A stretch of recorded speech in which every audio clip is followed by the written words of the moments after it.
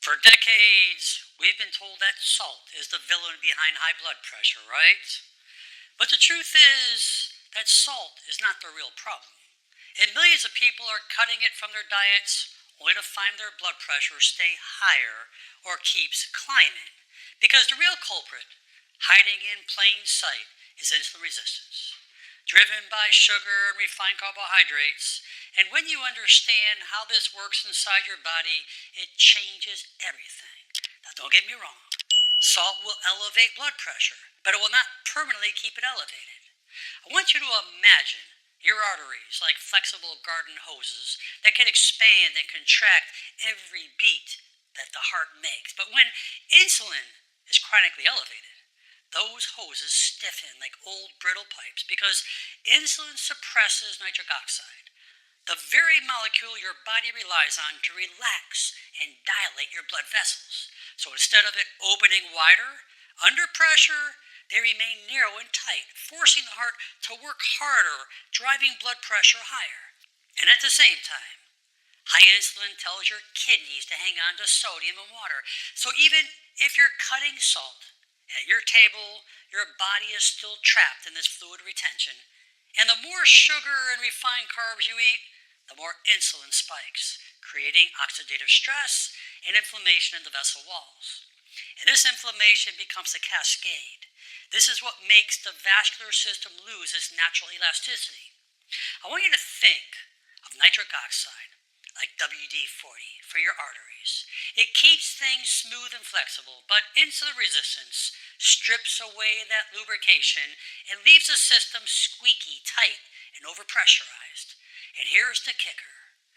Not everyone responds the same way to salt, which is why your neighbor can sprinkle salt on everything and still have normal blood pressure, while you struggle despite eating bland food because the missing link isn't the shaker on the table.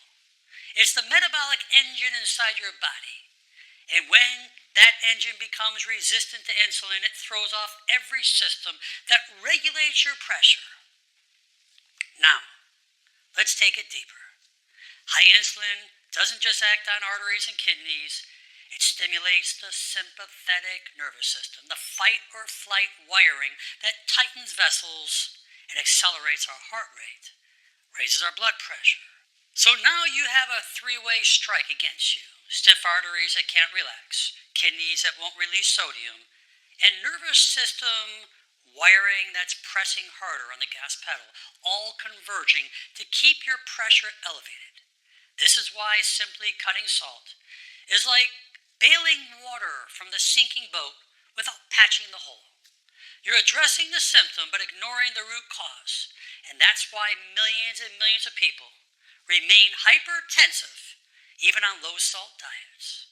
But the hopeful news is that the body can heal and reset. And just like a dried-out sponge, it can regain its ability to soak up water once it's restored. Your vessels can regain their natural flexibility when you restore insulin sensitivity.